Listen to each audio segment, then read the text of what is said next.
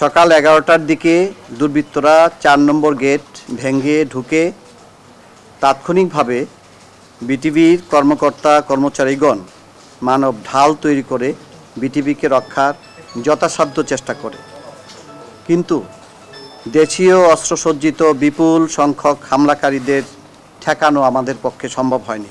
বেলা 2টার দিকে 2 নম্বর এবং 3 নম্বর গেট ভেঙে বিপুল সংখ্যক হামলাকারী বিটিভির অভ্যন্তরে প্রবেশ করে অগ্নিসংযোগ, ভাঙচুর ও লুটপাট করতে থাকে।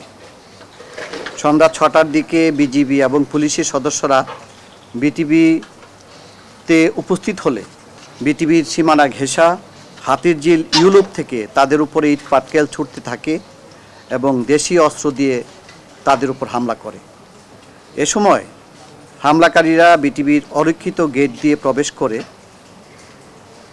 ঢাকা কেন্দ্রের রিসেপশন ভবন, নিরাপত্তা কক্ষ, ডিজাইন সেট সামগ্রী রক্ষণাগার, ওয়ার্কশপ, গ্রাফিক্স ডিজাইন কক্ষ, ঢাকা কেন্দ্রের 2য় তলার 25টি কক্ষ এবং 3য় তলার 16টি কক্ষ ভাঙচুর ও অগ্নিসংযোগ এবং লুটপাট করে।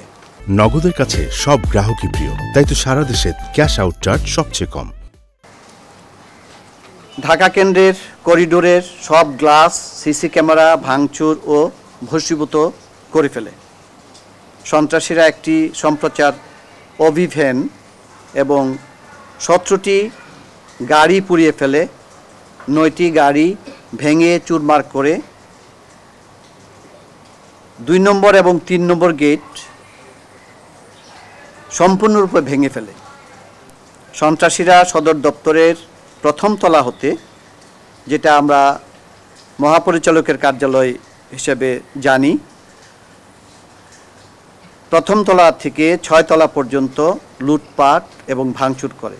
সদর দপ্তরের নিচতলায় রিসেপশন, বিটিভি মিউজিয়াম ও মুজিব কর্নার ভেঙে গুড়িয়ে দেয়।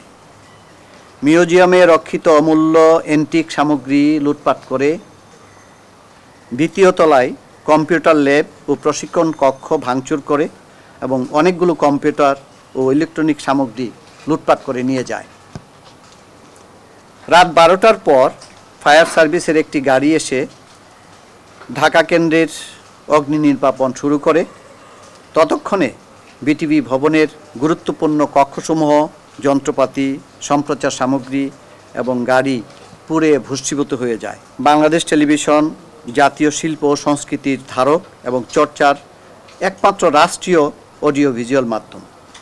এর মাধ্যমে জাতীয় উন্নয়ন, ইতিহাস, সামাজিক বিনোদন জনগণের কাছে আমরা তুলে ধরি। এর সম্পদ দেশের সকল মানুষের, জনগণের। এই দেশের সম্পদ বাংলাদেশ টেলিভিশন। এর সংরক্ষণের দায়িত্ব আমাদের সকলের, এদেশের সকল মানুষের।